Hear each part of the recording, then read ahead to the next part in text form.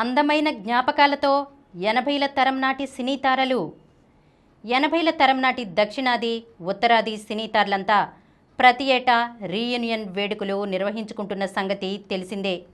ఈసారి ఆ వేడుక చెన్నైలో జరగ్గా దానికి సంబంధించిన ఫోటోల్ని కథానాయకుడు చిరంజీవి సామాజిక మాధ్యమాల వేదికగా అభిమానులతో పంచుకున్నారు. ఇవి తమకెప్పటికీ అందమైన జ్ఞాపకాలని తెలిపారు. 80ల నాటి నా ప్రియమైన మిత్రులతో ప్రతి రీయూనియన్ మధుర జ్ఞాపకాలతో నిండిన వీధిలో ఓ సరదా నడకలా ఉంటుంది.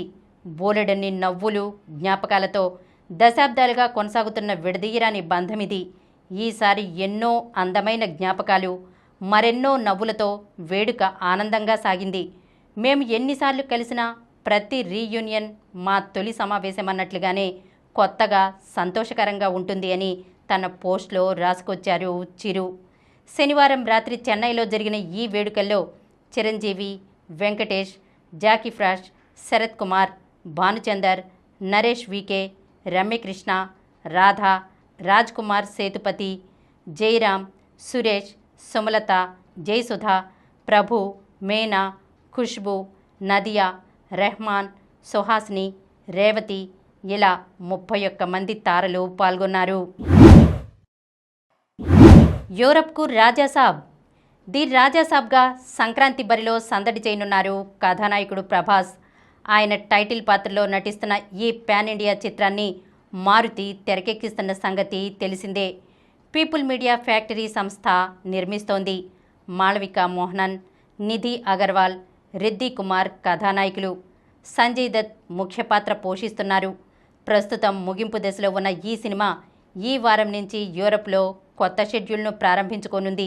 దీనికోసం చిత్ర బృందం ఇప్పటికే అక్కడికి చేరుకుంది. ఈ షెడ్యూల్లో భాగంగా కథానాయకులపై 2 పాటలు చిత్రీకరించనున్నారు. ఇక మరోవైపు ఈ చిత్ర నిర్మాణానంతర పనులు శరవేగంగా జరుగుతున్నాయి. రొమాంటిక్ హారర్ కామెడీ ఎంటర్టైనర్గా ముస్తాబోతున్న ఈ సినిమాలో ప్రభాస్ 2 కోణాలున్న పాత్రలో అలరించనున్నారు. ఇది వచ్చే ఏడాది జనవరి 9న రానుంది. విక్రాంత్ మాసేకు జోడీగా శ్రీలీల. సహజమైన నటన, అదిరిపోయే స్టెప్పులతో కుర్రకారిని ఉర్రూతలూగిస్తుంటుంది కథానాయిక శ్రీలీల. దక్షిణాదిలో వైవిధ్యమైన కథలతో అలరిస్తున్న ఈ భామ కార్తీక్ ఆర్యన్తో కలిసి ఓ సినిమా కోసం బాలీవుడ్లోకి అడుగుపెట్టిన సంగతి తెలిసిందే. ఇప్పుడు ఆమె ఖాతాలో మరో హిందీ చిత్రం చేరినట్లు తెలుస్తోంది. హీరో విక్రాంత్ మాసే దోస్తానా 2లో నటిస్తున్నట్లు ఇటీవలే ప్రకటించారు. ఇందులో ఆయన సరసన శ్రీలీల కనిపించనున్నట్లు సమాచారం.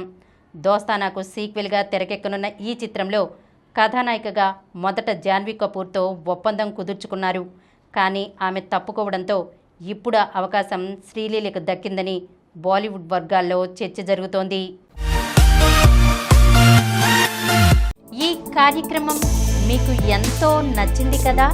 ఇటువంటి మరిన్ని వీడియోల కోసం అనతి కాలంలోనే 20 కోట్లకు పైగా వ్యూస్ సాధించిన సమరం ఛానల్ సమర్పించు సమరం సినిమా స్క్రీన్ ఛానల్కు సబ్స్క్రైబ్ చేయండి, లైక్ చేయండి, మీ ఫ్రెండ్స్కి షేర్ చేయండి.